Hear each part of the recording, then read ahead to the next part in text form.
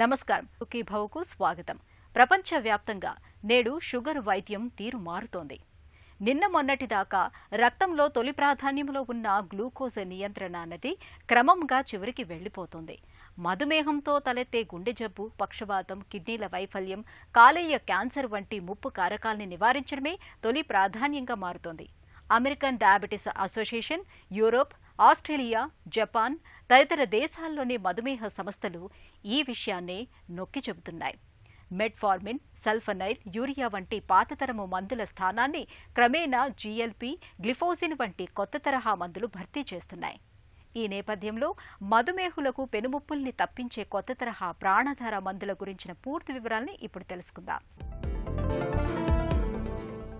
మధుమేహం ఈ తీపి జబ్బు నియంత్రణలో ఉంటేనే మనకు నిబ్బరం. అదుపు తప్పితే ఆపాదమస్తకం అల్లకల్లోలం. అయితే నిత్యం మందులు వాడుతున్నా, ఆహార వ్యాయామాల సాయం తీసుకుంటున్నా మనలో చాలామందికి మధుమేహంతో తిప్పలు తప్పడం లేదు. గ్లూకోజ్ అదుపులోనే ఉంటున్నా సరే డయాబెటీస్ తాలూకు ఏదో ఒక దుష్ప్రభావం కనిపిస్తుంది. ముఖ్యంగా రక్తనాళాలకు సమస్య తాకిడి పెరుగుతోంది. ఫలితంగా గుండె జబ్బులు, పక్షవాతం, కిడ్నీల వైఫల్యం, కాలేయ క్యాన్సర్ వంటి ప్రాణాంతక సమస్యల్ని పూర్తిగా నివారించలేకపోతున్నాం. ఈ నేపథ్యంలోనే గ్లూకోజ్ నియంత్రణ కన్నా ముఖ్యంగా మధుమేహుల్లో కాలం గడిచే కొద్దీ తలెత్తే సమస్యల్ని నివారించడం, ఇప్పటికే అవి మొదలై ఉంటే వాటిని అదుపులో ఉంచే దిశగా సరికొత్త మందుల తయారీకి వైద్యరంగం నిరంతరం పరిశ్రమిస్తోంది. తాజాగా అందుబాటులోకి వస్తున్న జీఎల్పీ, గ్లిఫోజిన్ మందులు ఈ కోవలోకి వస్తాయి. డయాబెటీస్కి గత 5 సంవత్సరాలుగా కొత్త వైద్య పద్ధతులన్నీ కూడా మార్గసూత్రాలుగా వెలువరిస్తున్నారు అన్నమాట. ప్రపంచంలోని అన్ని దేశాల్లోనూ, అంటే అమెరికా, యూరోప్ దేశాల్లోనూ, జపాన్లోనూ, ఆస్ట్రేలియా, కెనడా వీళ్ళందరూ కూడా సంయుక్తంగా ఏకగ్రీవంగా ఆమోదించి కొన్ని మార్గసూత్రాలని వెలువరిస్తున్నారు గత 5 సంవత్సరాలుగా. ప్రతి సంవత్సరం దీన్ని మనకి డిసెంబర్ నెలలో మార్గసూత్రాలు వస్తాయి. మన భారతదేశంలో మాత్రం దీన్ని ఇంకా ఆమోదించలేదన్నమాట. ముఖ్యంగా కారణం ఏంటంటే కొత్త వైద్య పద్ధతుల్లో వాడేటువంటి మందులన్నీ కూడా చాలా ఖరీదైనవి. దాదాపు నెలకు 15,000 నుంచి 20,000 రూపాయల వరకు ఖర్చు అవుతుంది. ఈ మందులన్నింటినీ కూడా భారతదేశంలో తొందరలోనే తయారు చేయబోతున్నారు. మనం ఇప్పటి వరకు డయాబెటీస్కి వాడే ప్రతి మందు భారతదేశంలోనే తయారు చేసుకుంటున్నాం. అలాగే కొత్త పద్ధతుల్లో వాళ్ళు చెప్తున్న సలహాలు ఇస్తున్నటువంటి మందులను కూడా మనం భారతదేశంలో తయారు చేసుకొని తక్కువ ఖరీదుతో మనం అందుబాటులో తీసుకురాగలుగుతున్నాం అన్నమాట. 6 నెలల్లో కొత్త మందులన్నీ మనకు వచ్చేస్తాయి. కాబట్టి ఈ కొత్త వైద్య పద్ధతుల గురించి కూడా మనం తెలుసుకోవటం మంచిది. డయాబెటీస్ అనేది అందరూ కూడా గ్లూకోజ్ వ్యాధి అని చెప్పుకుంటారు, కానీ ఇది గ్లూకోజ్ వ్యాధి మాత్రమే కాదు. గ్లూకోజ్ అనేది మనం తేలిగ్గా చేసుకునేటువంటి రక్త పరీక్ష అందుబాటులో ఉంది కాబట్టి దాని మీద ఆధారపడి మనం ఇవాళ డయాబెటీస్ నియంత్రణ గురించి ఆలోచిస్తున్నాం. డయాబెటీస్ నియంత్రణ అనేది గ్లూకోజ్ నియంత్రణతో సమానం కాదు. బియాండ్ గ్లూకోజ్, బియాండ్ గ్లైసీమియా అన్నారు. అంటే ఏంటంటే ఇవాళ డయాబెటీస్ నియంత్రణ కావాలంటే ముఖ్యంగా తెలుసుకోవాల్సింది శరీరం బరువు, ఆ తర్వాత రక్తపోటు, ఆ తర్వాత గ్లూకోజు, ఆ తర్వాత రక్తంలో ఉన్నటువంటి కొవ్వు పదార్థాలు అన్నమాట. ఇలా ఒక వరుస క్రమంలో మనం ఆలోచించినట్లయితే గ్లూకోజ్ నియంత్రణ అనేది మొదటి వరుసలో లేదు, అది రెండోది, మూడోది అన్నమాట. మధుమేహం ఎంత నియంత్రణలో ఉన్నప్పటికీ కాలం గడుస్తున్న కొద్దీ మన ఒంట్లోని స్థూల సూక్ష్మ రక్తనాళాలు ఎంతో కొంత దెబ్బతినడం అనేది ఎక్కువగా ఉంటుంది. ఫలితంగా చాలామందిలో గుండె జబ్బులు, పక్షవాతం, కిడ్నీల వైఫల్యం, కంటిచూపు మందగించడం, నాడులు దెబ్బతినడం, కాలేయంలో కొవ్వు పేరుకుపోవడం, లివర్ క్యాన్సర్ వంటి ప్రమాదకర సమస్యలు తలెత్తుతున్నాయి.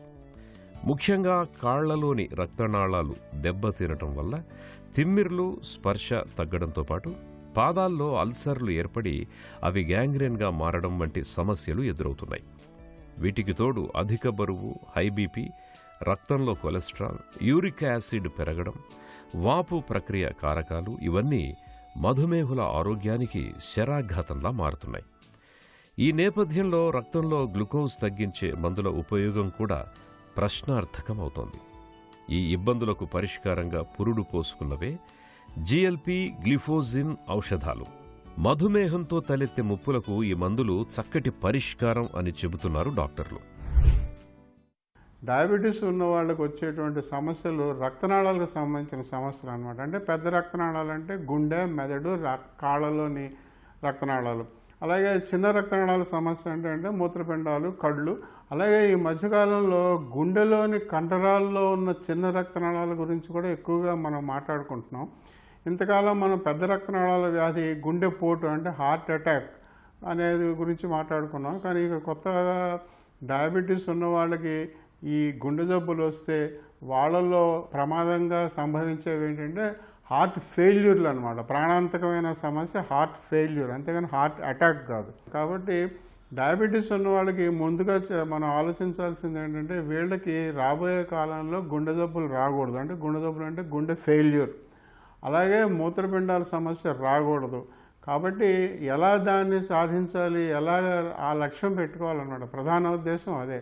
అంతేగాని గ్లూకోజ్ తగ్గించడం ఒక్కటే కాదు. గ్లూకోజ్ తగ్గిస్తే మనం ఈ రోజుల్లో గత 100 సంవత్సరాల మన వైద్య పరిశోధనలో తేలింది ఏంటంటే గ్లూకోజ్ పరీక్షను మాత్రం మనం చేసుకుని గ్లూకోజ్ను మాత్రం నియంత్రణలో ఉంచుకుంటే మనం గుండె జబ్బులు కానీ, మూత్రపిండాల జబ్బులు కానీ, నరాలు, నాడీ మండలానికి సంబంధించిన సమస్యలను కానీ తగ్గించుకునే అవకాశం పూర్తిగా లేదు. ఒక 40% వరకు తగ్గించుకోవచ్చు.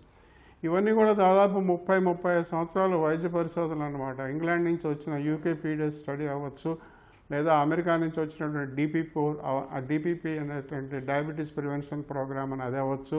ఈ వైద్య పరిశోధనలో తేలింది ఏంటంటే మనం డయాబెటీస్లో గ్లూకోజ్ నియంత్రణ ఖచ్చితంగా పాటించినట్లయితే 40% వరకు మనం ఈ రక్తనాళాల సమస్యలను ప్రివెంట్ చేసుకోవచ్చు, అంటే రాకుండా నివారణ చేసుకోవచ్చు. కానీ పూర్తిగా 100% మనం నివారణ చేసేటువంటి అవకాశం లేదు.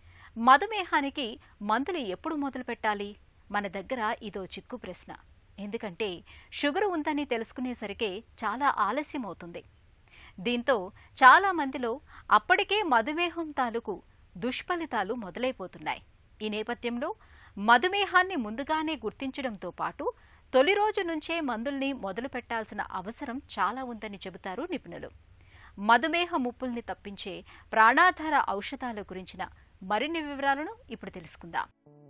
షుగర్ జబ్బుకు వైద్యంలో సరికొత్తగా అందుబాటులోకి వచ్చిన జిఎల్పి గ్లిఫోజిన్ మందుల్ని మధుమేహుల పాలిట నిజంగా ఒక వరమనే చెప్పుకోవాలి.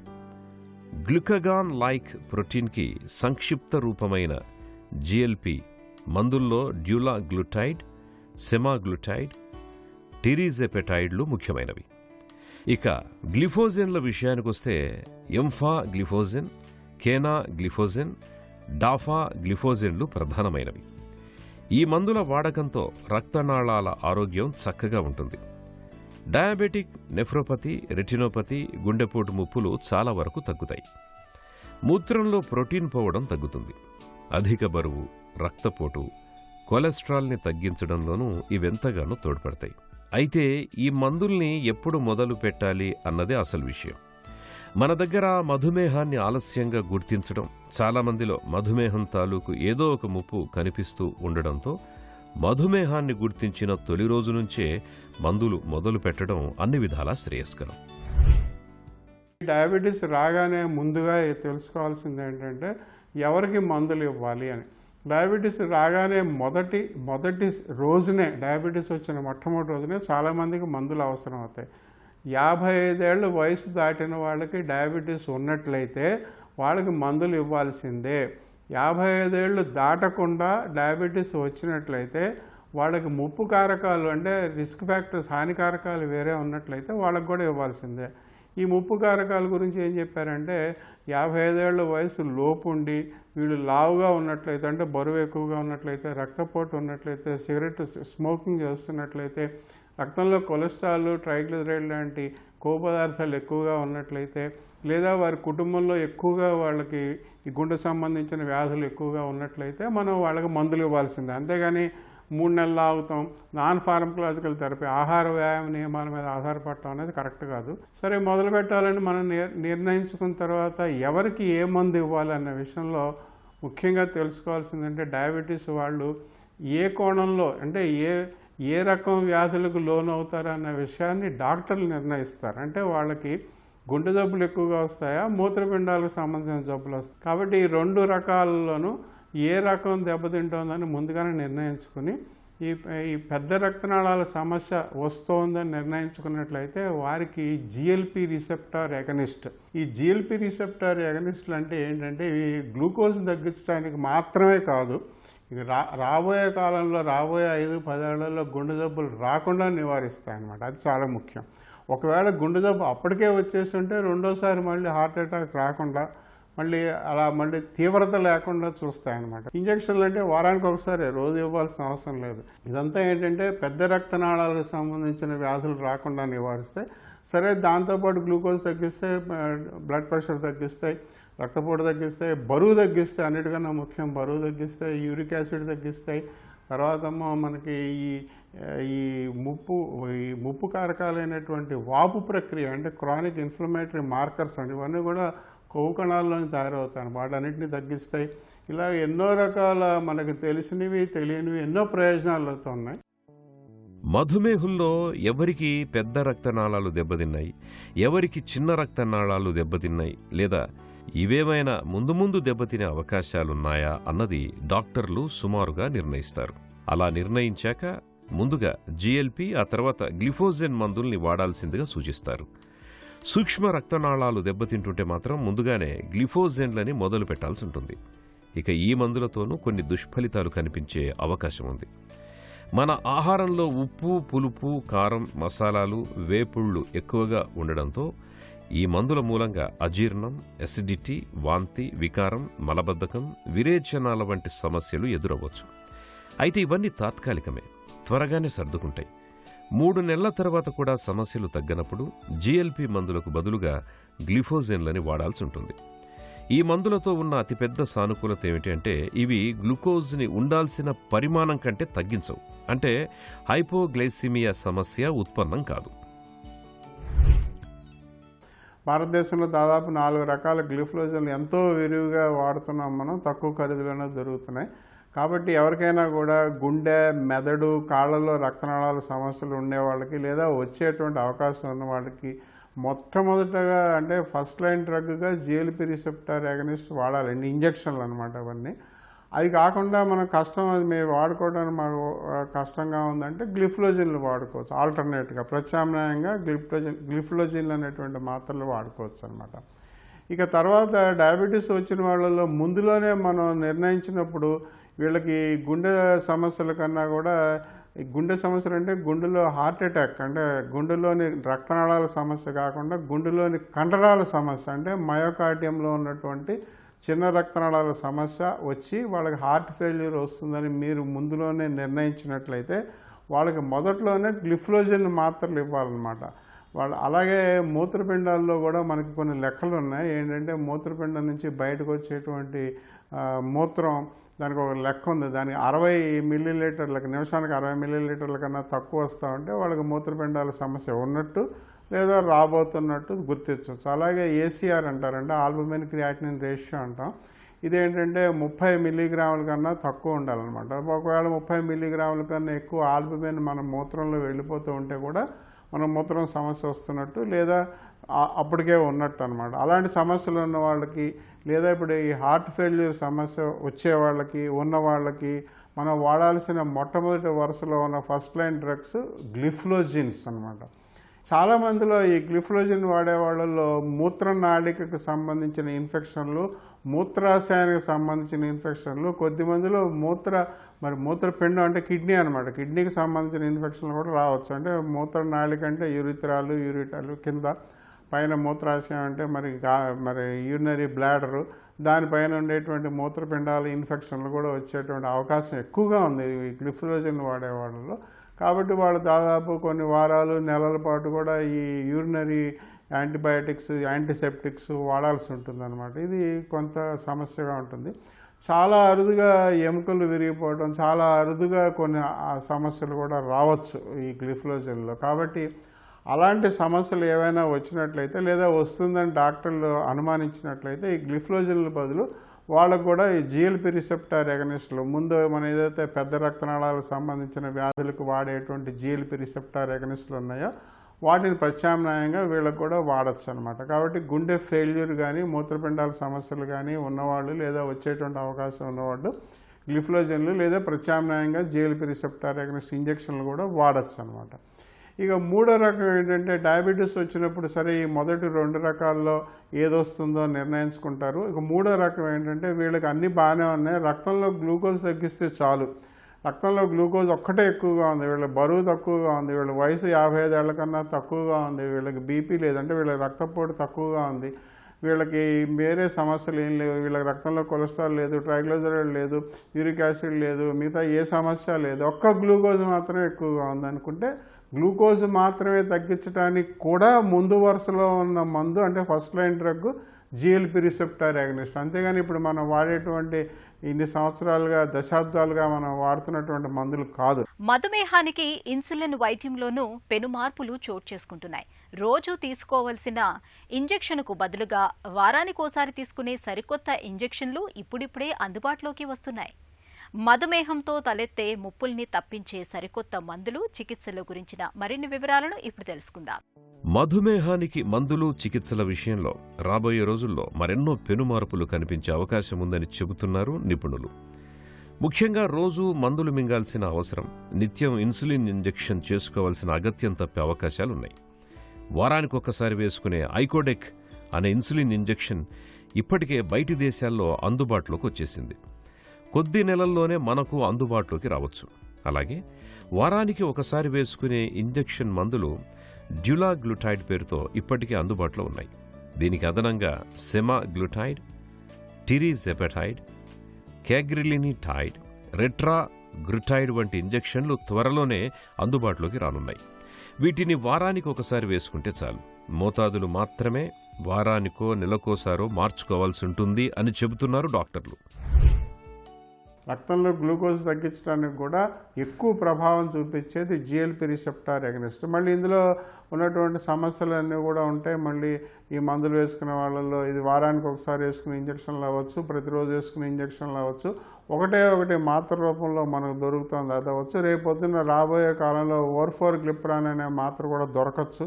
ఇప్పుడు అన్ని ఇంజక్షన్లే కాబట్టి ఈ జిఎల్పి రిసెప్టార్ అగనిస్టులు వేసుకోవడం వలన కొన్ని సమస్యలు ఉంటాయి. అయినా కూడా గ్లూకోజ్ తగ్గించడానికి ఇదే వాడాలని చెప్పి ఈ మార్గసూత్రాల్లో చెప్తున్నారు. ఇక రెండోది ఏంటంటే ఈ మందు కాకుండా ఇన్సులిన్ కూడా వాడాల్సిన అవసరం వస్తే ఇన్సులిన్, జిఎల్పి రిసెప్టార్ యాగనిస్టులు 2 కలిపిన మందులు కూడా ఉన్నాయన్నమాట.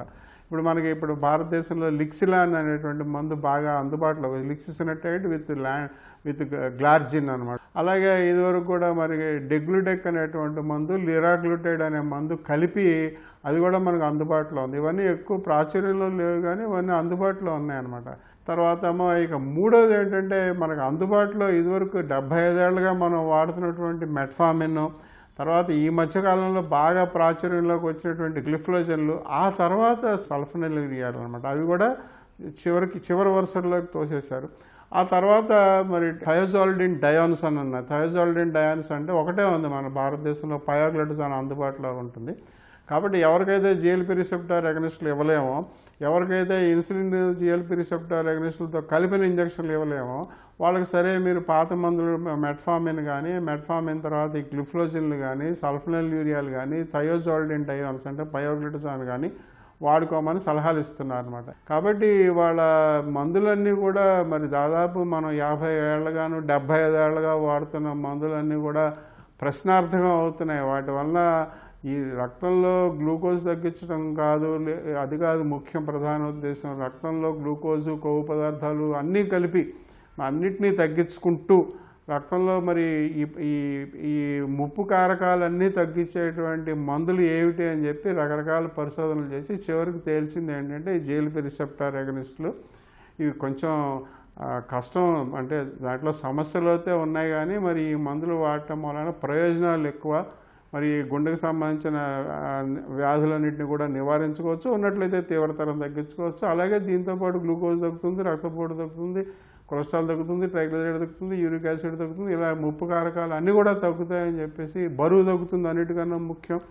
ఇవన్నీ తగ్గుతాయని చెప్పి ఇవాళ ఈ ఈ కొత్త మందుల్ని అందరూ కూడా మార్గదర్శకాల రూపంలో సలహాలు ఇస్తూ ప్రపంచంలోని అన్ని దేశాలు భారతదేశంలో ఇంకా పూర్తిగా ఆమోదం పొందలేదు కానీ కొద్ది నెలల్లో మరి ఆ మందులు కూడా మనం తక్కువ ఖరీదులో తయారు చేసుకుని మన అందుబాటులో తీసుకొచ్చినట్లయితే ఈ కొత్త మార్గసూత్రాలని భారతదేశంలో కూడా ఆమోదించి మనం కూడా అనుసరించేటువంటి అవకాశం ఉంది. మధుమేహానికి కొత్తగా అందుబాటులోకి వచ్చిన జిఎల్పి గ్లిఫోజిన్ మందుల్ని అందరూ వాడొచ్చా అంటే కాదు అనేదే సమాధానం. ఎందుకంటే రక్తంలో పొటాషియం శాతం ఎక్కువగా ఉన్నప్పుడు ఈ మందుల్ని వాడకూడదు. ఇప్పటికే తీవ్రమైన కిడ్నీ జబ్బుతో బాధపడుతున్నప్పుడు, తరచూ మూత్రనాళ ఇన్ఫెక్షన్స్తో బాధపడుతున్న వారికి, జననావయవాల్లో తరచుగా ఇన్ఫెక్షన్లతో బాధపడే మహిళలకి ఈ మందుల్ని సిఫార్సు చేయరు. వీరు కాకుండా మిగతా అందరూ షుగర్ జబ్బు అదుపు కోసం, గుండె, కిడ్నీ తదితర అవయవాలను ఆరోగ్యంగా ఉంచుకునేందుకు కొత్త తరం మందుల్ని నిశ్చింతగా వాడొచ్చు. అయితే ఓవైపు ఈ మందుల్ని వాడుతూనే మరొక వైపు ఆహార నియమాలు, వ్యాయామాల తోడ్పాటును తీసుకోవడం మరచిపోకూడదు. మధుమేహానికి అందుబాటులోకి వస్తున్న మందులు, ఇంజెక్షన్లన్నీ ఇప్పటి వరకు వాడుతున్న మందులతో సాధ్యం కాని ప్రయోజనాల్ని అందించేవే అనటంలో సందేహమక్కర్లేదు. వైద్య పరిశోధనల ఆధారంగా వస్తున్నవే కాబట్టి కొత్త తరము మందుల్ని మనందరం ఆహ్వానించాలి. అభివృద్ధి చెందిన దేశాల్లో ఇప్పటికే వాడుకలోకి వచ్చిన ఈ మందులు అతి త్వరలోనే మనకు అందుబాటులోకి రానున్నాయి.